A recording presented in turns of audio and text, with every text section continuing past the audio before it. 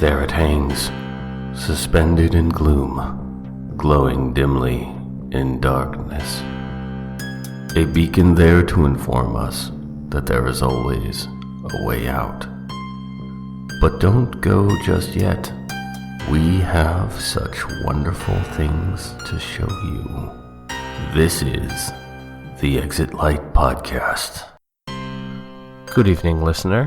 Welcome back to the Exit Light Podcast, my dark little corner of digital space where I read stories to you that I've written.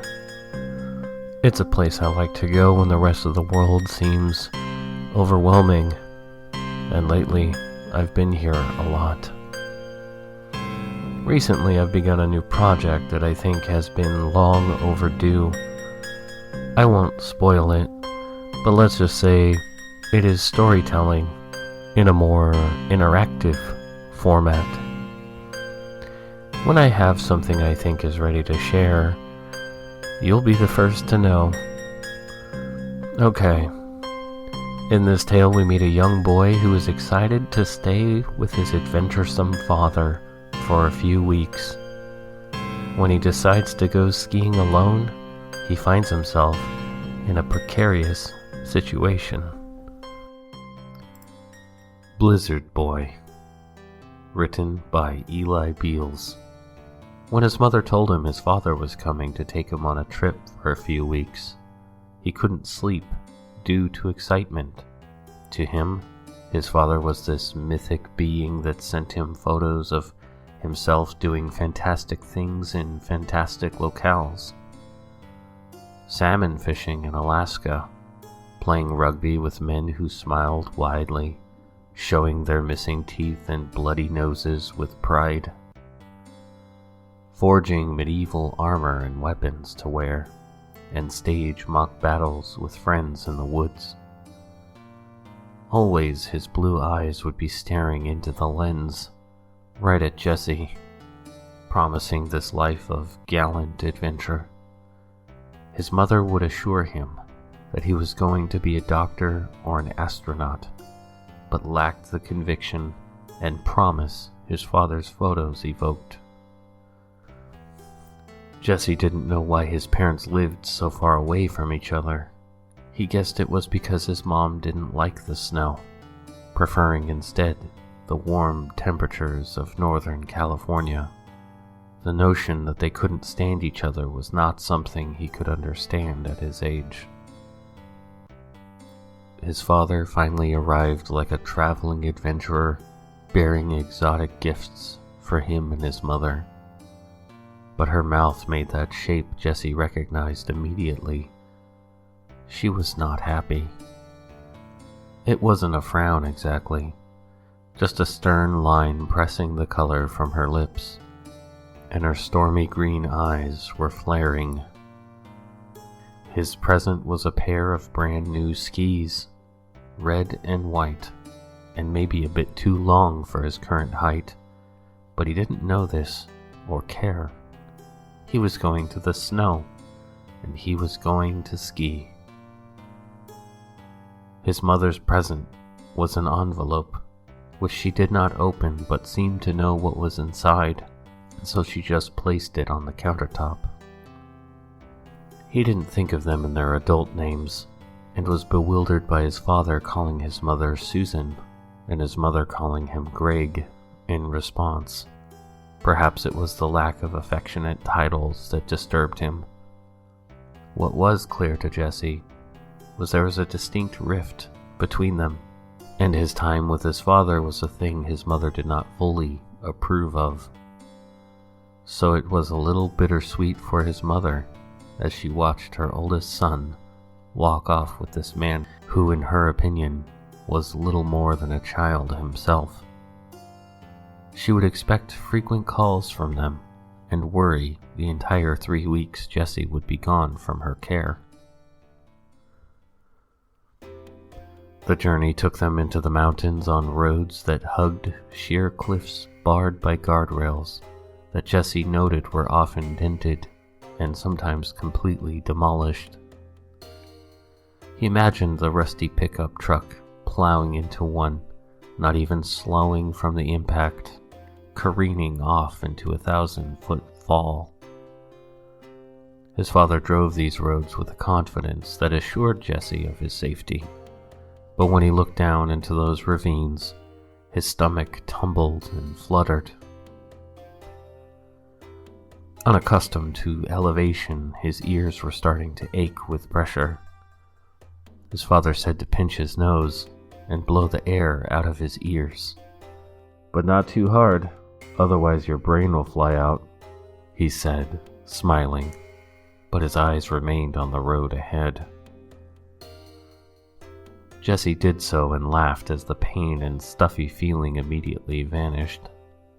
The drifts of snow could be seen, and Jesse's excitement rose, even though it was just dirty gray piles of slush on either side of the road. He knew they were getting close. "We'll be home in about 30 minutes, little man." True to his word, they arrived at the house, which jutted out from the hillside like a fortress. All the wood it was made out of seemed hewn from the trees which surrounded it, covered in blankets of white, powdery snow. Although Jesse had not seen the snow since he was a toddler, he felt a sense of familiarity with it. The way it smelled especially, or rather, the absence of its smell, when it covered everything. The sound it made when booted feet punched tracks into its unbroken surface. The soft, chill way it feathered his face when he peered up at the sky, like frozen dust drifting lazily towards him. Marveling as flakes landed upon his open palms to twinkle once or twice before melting. It was magical to him. Jesse breathed in that nothing smell of it which emphasized the smoke pluming from the chimney, and the piney green scent of fir trees and fresh chopped wood for the fire. Home to Jesse was an almost constant changing location, as his mother would, for some reason, decide to move, sometimes into a house in the country, and then when that didn't work out, then back to some apartment complex. He never questioned her reasons, but had no sense of something like a permanent home. This place felt permanent, as if it was always here and would be forever. His father smiled and tousled his son's hair when asked if this was his house. He answered by asking if he wanted hot dogs for dinner. They boiled the hot dogs in beer, which smelled awful to Jesse, but his father said this was the best and only way to cook hot dogs aside from barbecue, but only a little bit better. It didn't matter to Jesse either way, but this man was his hero, and wanted nothing more than to be just like him. They were perhaps the best tasting hot dogs he had ever had.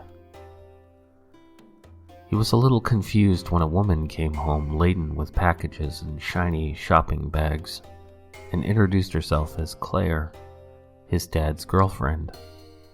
He wondered then if this would be his new mom, or if he was allowed to have two. Not that he didn't love his mother, but Claire had an easy smile and laughed at his father's jokes so loudly and infectiously that Jesse would laugh too, despite missing the punchlines. He fell asleep in the strange bed with no trouble, as the day had so thoroughly exhausted him. Time for Jesse was marked by one new experience to the next, filled with long days at the resort with his father, which was where he worked. His shop was near the main lodge, and smelled of sweet ski wax and metal shavings. He would be given a spray can to disinfect the rental boots, and when he got bored he would wander into the village and get free cookies and hot chocolate at the cafe. He picked up skiing like it was second nature to him, and soon the bunny slopes and rope tow held little interest for him. He was ready for a real challenge, and after his shift, his father took him on a mountain run, Everything from the gondola ride to the subsequent thrill of sliding down the mountain trail at speeds that felt like flying were marked in Jesse's mind as major accomplishments. Even though the trail was a beginner's level, he felt like a real pro at skiing. When he tried to ride the gondola the next day alone, he was refused, as he needed an adult to ride with him. So for now, it was back to the bunny slopes, which held his interest only so long before he was back at his father's shop, who was busy with the rental skis. For the first time on this trip, his father seemed annoyed at his presence and insistence to do another mountain run. "I've got a lot of work to do today, Jesse. Maybe tomorrow, okay?" he said as he ran the blade of his ski across a wet grinding wheel that blasted sparks and the smell of ozone to the concrete floor. For the first time since arriving at this magical place, Jesse was bored. He grabbed his skis and headed for the bunny slopes again, but turned in the direction of the mountain he had recently conquered with his father, and today he would conquer it again by himself. He knew a gondola ride was out of the question, so he'd just have to climb it, but first find the trail where they had come down the other day. He didn't know how long he half-wedged and half-skied towards the distant mountain peak before he began to question if this was even the right one. As he glanced around, he saw there were several peaks, and his heart dropped when he could no longer see the village. He was lost. In the snow, everything looked the same except for the parallel lines cut into a trail marking the way he came, but even those were being erased by the steady accumulation. Going back meant going uphill, which was difficult, even when his legs didn't feel like Play-Doh. Going forward wasn't any better either. What he hoped to see over the next hill and the next was not there. This recalled a familiar panic that he felt one time at a department store with his mother. His attention was wholly focused on a toy he saw in a TV commercial, and so he slipped away to inspect it. When he turned back to call to her, to somehow inspire his mother to buy it, she wasn't there. The spot where she had been was occupied by a steady stream of strangers. Suddenly his world got too big for him, and he was frozen. Gripped by feelings so horrible, all he could do was wail. This was different. He wasn't a baby anymore. He was a man now. His father said so. The thought of his father brought him to the edge, however, and he sank to his knees in the powder. His breaths hitched into sobs that brought tears from his eyes, that pooled into his goggles. He wished his father were here. Even his mother, with her serious face, would be a welcome sight. He wanted to be in front of a fire with a mug of steaming hot chocolate and the comforting presence of adults. Instead, he was here, lost in a white nightmare of cold and desolation. Ahead of him was a bright blur, a small form he couldn't quite focus on due to his bleary, tear-streaked vision. Blinking them away, he saw it was a kid, about his size, wearing a bright orange ski jumper, and heading away from him. Frantically, he chased after the figure, energy renewed. Despair melted away like a snowball on a stovetop. No matter how fast he went, however, he couldn't seem to catch up. They were matching his pace with frustrating consistency. Jesse called out, his shrill voice buffeted back by the curtains of snow and gusting wind. The figure disappeared beneath a hill, and Jesse almost stopped to cry again, but shook it off and charged ahead. He was going downhill and moving fast, and there to his right he saw the figure again. He twisted his body to dig the blades into the snow, which cast a curtain of ice spray that slowed his momentum to a stop. He wedged up the slight incline to approach the kid, smaller than him and smiling sadly through blue-tinted lips, and just standing atop a huge mound of snow which looked more dislodged than freshly fallen, as it was broken in huge chunks. Jesse did not know what an avalanche was, but he was seeing the drifts of hard-packed snow like frozen boulders at rest at the base of a steep peak. The kid waved him over, and he trudged near. Fatigue pulled at him as if his entire body were made of lead. His vision was fading, and before he collapsed he noticed an odd detail, more of an idle curiosity than anything else. That it wasn't a kid after all. It was just a single ski sticking up half buried under snow. Weird. That looks like one of my skis, he thought to himself as fading darkness took him. He felt as if his skin had been inflated tight like a water balloon, and he felt hot, sunburned and thirsty. Voices murmured around him in familiar tones, tones that invoked identity that he knew immediately as his parents. They were quietly arguing while a closer voice spoke his name. Jesse? Jesse? Are you awake, Jesse? Though he did not recognize the man as he opened his eyes with some effort, he could tell by the expression and the heart-listening apparatus around his neck that he was a doctor. He remembered the snow, the hopeless confusion of being lost, and the other boy that led him to where he fell asleep? Fainted? He wasn't sure. He's awake. Hey there, Jesse. You're one lucky guy, you know that? The doctor rose and was met on either side by two very familiar faces, his mother and father both smiling with tears in their eyes. Jesse felt both elated and instantly distraught, sensing that this was all his fault, that he made his parents cry for him. Behind them was another man he did not recognize, but he seemed just as happy to see him awake as everyone else. He patted Jesse on the shoulder lightly, and in a deep voice bordering on tears said, "I'm glad you're okay, little guy," then shook hands with Jesse's father and retreated back to the doorway. "That's Clarence. He found you out there. He saved your life. I was clear on the other side of the range. Glad the storm let up so we could take the chopper to get to you." This was all well and good for Jesse, but as he looked around there was someone he thought should also be here. Where's the kid? Who? His father asked. There was another kid. He was wearing an orange ski jumper. I was following him. I thought he would be here. Jesse croaked. No, Jesse, you were alone. There was. I saw him, Dad. For a moment his father just looked at him as if deciding whether or not to say something, then, catching himself, nodded and smiled. Okay, bud.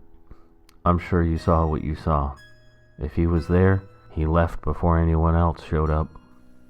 I wanted to thank him. I was scared. He helped me, I think. Clarence cleared his throat and said a few words to Jesse's father that seemed to shock him. What? Really? How? The large man shrugged as if to say, who knows? Words like hallucination and impossible could be heard over his mother's shoulder as she hovered over him, and he gave up trying to convince them of anything and began to wonder if he hadn't just imagined the whole thing entirely. To say that his mother was furious was an understatement.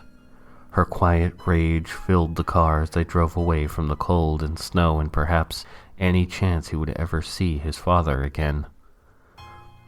Such complexities were lost on him, as most things in the adult world were. For some reason he trusted her more than he did his father, that there was some undefined something she had that simply made her stronger than anyone Jesse knew, and his father, though a mythical hero of legendary feats, could not compare to. Jesse didn't understand. He was fine.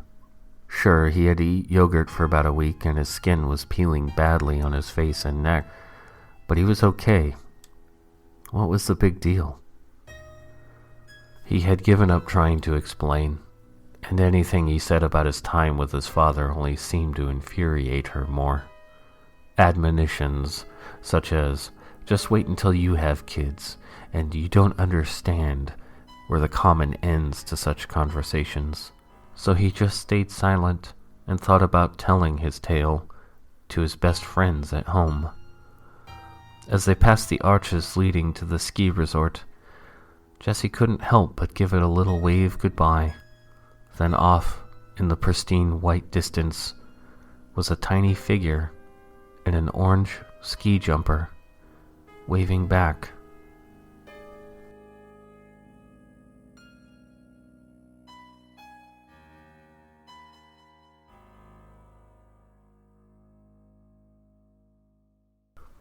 This is mostly a true story.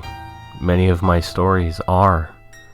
Maybe it's a way for me to investigate events of my past, to analyze them with my adult sensibilities. I don't know. I do know that I did, in fact, venture out on a mission to find a chairlift that wouldn't knock me on my face. Those things were too high and fast for me usually. There was one, though, that scooped really low and slow, but I couldn't find it.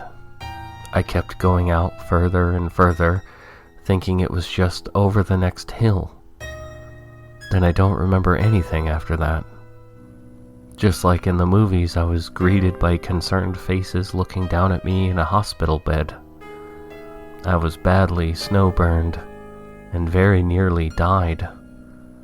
Had someone not found me out there in the midst of a blizzard, I surely would be. I was told that my father had offered a free ski wax to anyone who found me. I sincerely doubt that was why they looked for me, though. Now, looking back, I understand him better, and accept that he was quite the rugged adventurer I envisioned him as. He was not capable of looking after others, particularly me. I, of course, take full responsibility for thinking I was invincible, but I was wrong. I was only invincible when he was there with me. Until next time, listener, good night.